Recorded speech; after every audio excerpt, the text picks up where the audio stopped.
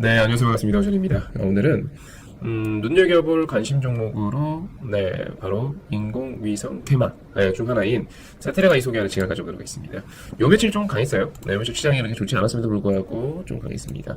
사실 사테라가이는 제가 얼마 전에 한번 여러분들께 제가 관심 있게 보고 있는 스몰캡이에요 하고 소개를 해드린 적은 있어요.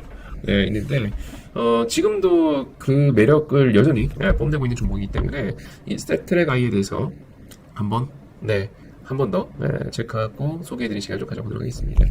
일단 사테라가이는요, 다들 아시다시피 이제 우주항공 테마입니다. 우주항공 테마고, 이 우주항공 테마주 중에서는 나름 뭐 연식이 되는 그런 선배감인 종목군입니다. 사실 우리나라가 이제 뭐 인공위성 관련해서 기술력이 좀 부족하고 하던 그 시절에는요, 한 20년 전까지만 하더라도 우리나라에서 우주항공 테마주라고 한다면 뭐 한양 시리즈들이 있죠. 한양 디지텍이라든가 비추로 테크라든가 이런 종목들이 나름 이제 대장주 역할을 하던 시절이 있었는데 지금은 그렇지 않죠. 지금은 뭐 AP위성, 컨텔, 켄코아, 그리고 사테라가이 뭐 여러 종목들이 이제 후에 상장이 되기 시작하면서 요즘에는 아까 말씀드렸던 뭐 한양 시리즈나 비추로 시리즈나 이런 애들이 어설프게 우주항공 테마 엮이고 그러진 않습니다. 이제 옛날에는 이제 하나의 가능성을 갖고 쫓아가는 그런 테마주였었다면 지금은 우주항공 테마가 하나의 산업이 된 느낌? 왜냐면 경남 사천에 우주항공청도 생겼잖아요. 대통령 제외하고 우리나라 공무원 중에 연봉 제일 많이 받는 사람이 우주항공청장. 그만큼 우주항공이라는 거는 되게 중요한 산업이 되어버렸고 정부에서 밀고 있는 산업 중에 하나죠. 예를 들어 반산이라든가 이런 것도 정부가 밀고 있잖아요. 반도체 이런 것들 물론 뭐 자동차도 그렇고 정부의 어떤 협업도 당연히 있지만 정부 주도하에 정부가 승인해주고 허락해줘야지만 개발하고 지원받아서 뭘 쏠 수 있고 할 수 있는 그런 산업, 방산 못지않은 산업이죠. 근데 또 기술력이 방산과 비슷하기도 해요. 뭔가 발사체를 쏘고 이런 과정들이 비슷하다 보니까 방산과 우주항공이 약간 걸터 있는 경우들이 있어요. 예를 들어서 한국 항공우주, 그쵸? 그리고 하나 에어로스페이스, 하나 시스템. 의외로 잘 모르시는 분들 계신데 하나 에어로스페이스의 우주항공 사업 비중이 절대 안 작습니다. 방산주인 건 맞아요. 지금 방산이 더 크죠. 근데 하나 시스템과 하나 에어로스페이스가 무조건 방산주라고 볼 수는 없는 게 우주항공 산업 비중도 상당히 큽니다. 상당히 커요. 근데 이 사테라가이가 매력 있는 이유 중에 하나가 뭐냐면 이 하나 에어로스페이스가 최대 주주예요. 은근히 이거 모르는 사람들이 많아요. 하나 에어로스페이스가 현재 최대 주주입니다.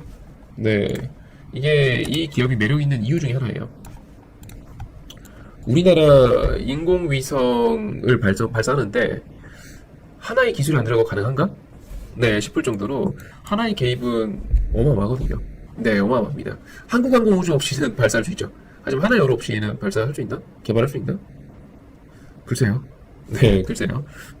누리호 하나가 거잖아요. 그래서 하나그룹의 우주항공은 믿어 의심치 않아요. 근데 우리가 이제 기억해야 될 거는 사테라가이는 원래 하나그룹이 아니었어요.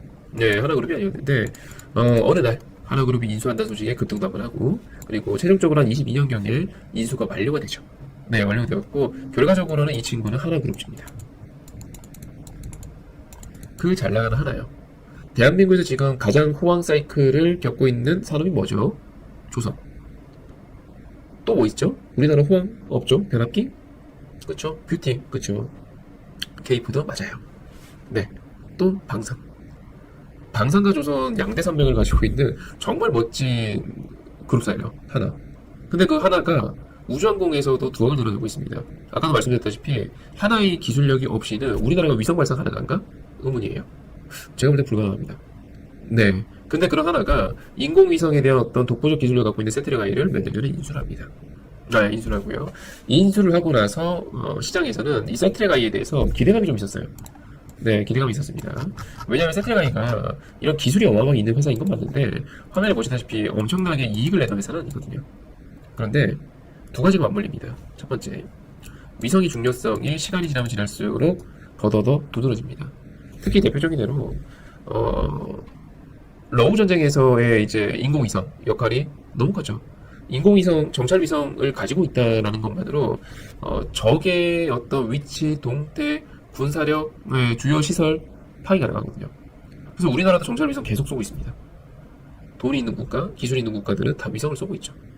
그리고 그 위성으로 나중에 전쟁을 치르거나 또는 보안상으로도 되게 중요한 역할을 하고 있는 그 위성이요. 근데 이 세트라이가 그에 대한 어떤 독보적 기술을 갖고 있었기 때문에 매출액은 나왔는데, 근데 이 기술은 있지만 이익을 막 내고 있는 그런 회사는 아니었어요. 근데 아까도 말씀드렸지만 하나가 인수를 합니다. 인수하면서 우리는 시장에서는 두 가지 기대치를 가졌어요. 위성이 점점점 커지고 있다. 위성 시장이 점점점 커지고 있다. 그래서 우리나라에도 일례로 우주항공청이 생겼잖아요. 우주항공청이 생겼습니다. 경남 사천에. 대단한 거죠. 네, 대단한 겁니다. 두 번째, 하나와의 시너지.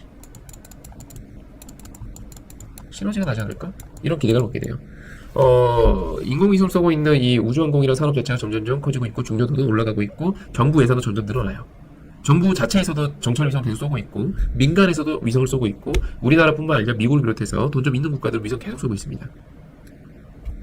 그러면서 결과적으로는 산업이 커지게 되면서 시장 파이가 커지게 되니까 이 세트라이가 가지고 있는 기술력 때문에 수주장부 계속 올라가게 돼요.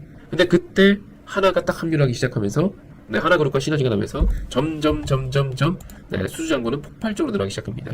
그렇게 올해 흑자 기대감을 갖고 있는 종목군 중에 하나가 세트라이입니다. 무려 몇 년 전 대비 매출액은 더블을 기대하고 있는 종목 중에 하나가 세트라이입니다.